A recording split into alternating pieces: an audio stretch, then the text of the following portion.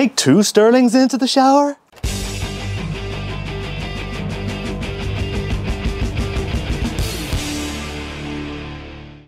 Yes, actually. Hello, welcome to Bloke on the Range. And literally today at the shop, I picked up this to complement this. Now, this is the Sterling Mk.4 that if you've been following the channel, you will know is one of my little favorite things. This one is a commercial Mk.4 that was full auto and has been blocked at semi. This, on the other hand, is a commercial civilian sale Mk.6, which is closed bolt, and we'll do a tabletop at another time showing the differences.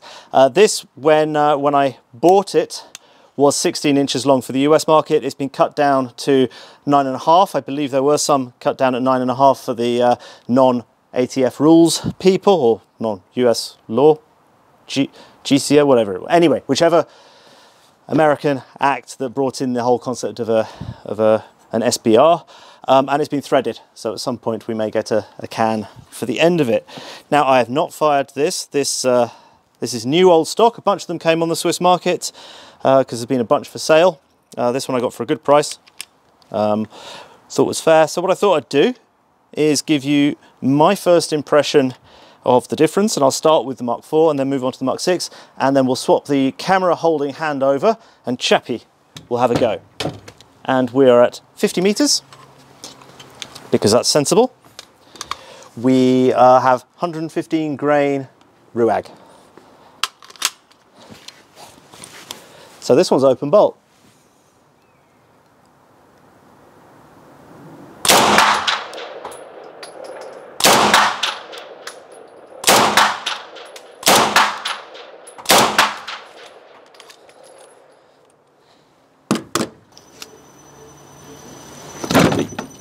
So we've got 1, 2, 3, 4,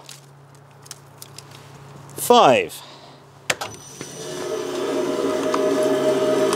Now when you cock this, you just bring it onto the sear like that, and you can pull it all the way to the back, and when it cycles, it seems to be constant recoil. It doesn't actually hit the back.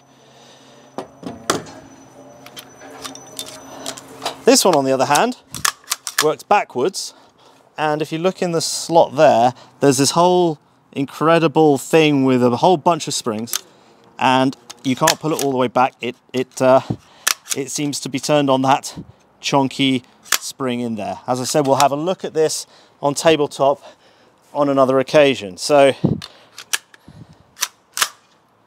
that feels weird. That feels wrong. It's just wrong. Okay. Whoa!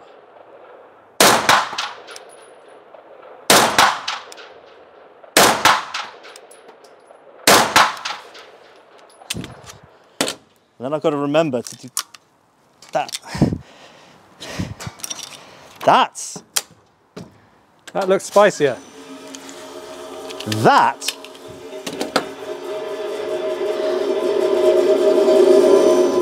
That feels a lot spicier. That's weird. Group size is similar. It's lower and left, but that's fine. I've never shot it before. So a little bit of fiddling with the front sight will fix that. So I think I'll aim up here. But okay, so here we've basically got 2 identical guns. One open bolt with a fixed firing pin, the other closed bolt with a moving firing pin, and the bolt is coming back way harder on this because these springs are really chunky compared to these. This is whee. And this doesn't hit the back. Yeah. I think we can say that advanced primary ignition is a thing in subguns, and but let's not take my word for it. Let us swap around and let Chappie do the comparison. Okay, so I aimed dead center for both of them. Nice. Well, we'll do that. Do that then. You don't have a Bloke semi subgat, do you? No. But you're used to muzzle loaders. You're used to flintlocks. Oh, you mean lock time? Yeah. Yeah. Yeah. So open bolt Mk.4. Yep. All right. So let's set it there. Live. Yeah. Let's go. Yep. Just give it 5 rounds. 5 nice rounds.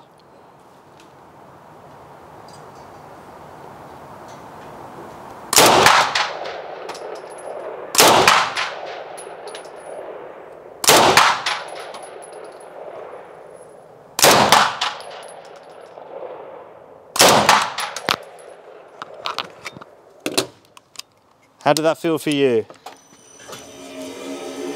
Essentially, recoil is negligible. Oh. You move because of the mass of everything, but yeah. So minor or high, aiming at the middle. Interesting. All right, patch them out. Now while he's patching, just off camera, we did note that the barrel is a bit longer. This is 9.5, that one is I think 7.8 or something inches. If I'm wrong, I'll correct it with some text. But yeah, they are absolute soft shooting sweethearts. Yeah, really, really is. Yeah. All you have is the every time. Yeah, but it's nowhere near as the forward oomph is nothing compared to dry firing it. Yeah. If you dry fire it, which was my first hint that advanced primary ignition in subgats was actually a thing, is literally the difference between shooting one of them or something similar live and dry. You don't have the insta. Huge amount. And with my accelerometer, recoil. I've measured it. It makes a huge difference. Yeah. Right. Right. Mk.6. Mk.6.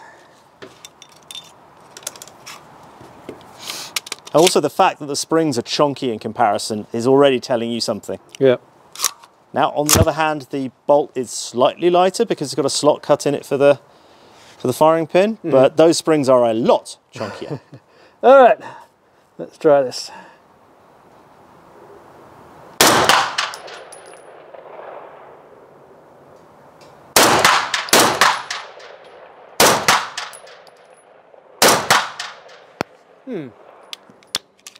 Not as spicy as it looked when you were shooting it. Yeah.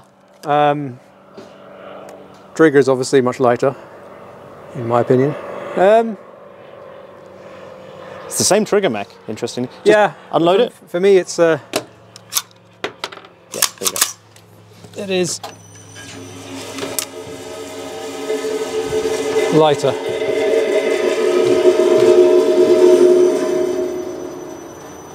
And then that went, aside from the one you wanged, Yeah. that went Same. the same place as Same me, place, yeah. which is, it's the difference in how, well, with the open bolt one, it's the difference in how we're reacting to the long lock time. Yeah. Yeah. Interesting. So what do you think? I do prefer, for ease of shooting, this one. You get used to it. You get used to the long lock time and stuff with that one. Yeah. So that one is softer shooting. I think for picking up and getting on with it, this one. Yeah. I mean, and also the open bolt guns require a lot more practice of the right technique to get good results out of So this one you can pick up well, 'cause it's just like any other close bolt. You just get on running with it. This one you have to get used to it. I just want to have another go on camera. I'm going to put another 5 rounds through the Mk.6.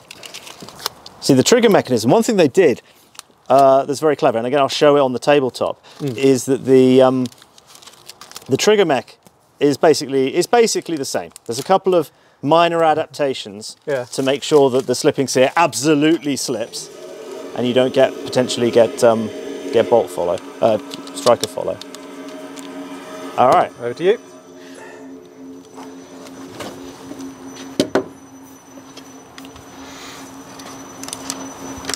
It's totally weird when you're so used to the thing. Yeah. Does this feel heavier? Yeah, it does. Ah, the barrel's chunkier. Look. Ah, heavy barrel. Substantially. I think that was one of the things that they did to please the ATF. Like pencil barrel's evil or something. Well, they didn't want compatibility of parts, which is also why the original Colt SP1 semi-auto AR-15s, they had adaptations on the pin sizes and the pin locations and things like that, just to minimize compatibility of parts with the pre-existing FUDs full auto AR-15s. Yes, FUDs, the full autos came first. Very much first. Right, so I'm going to aim up and right a bit.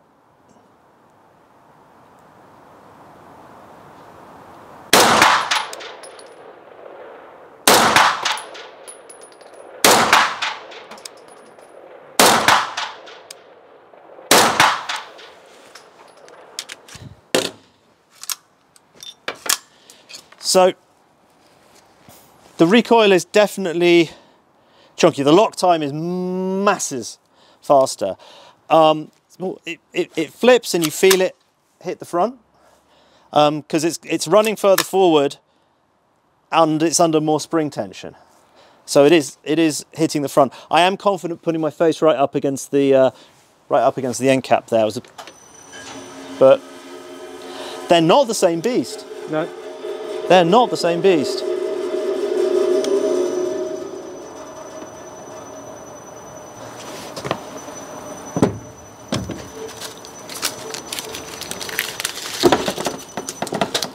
One, two, three, four, five.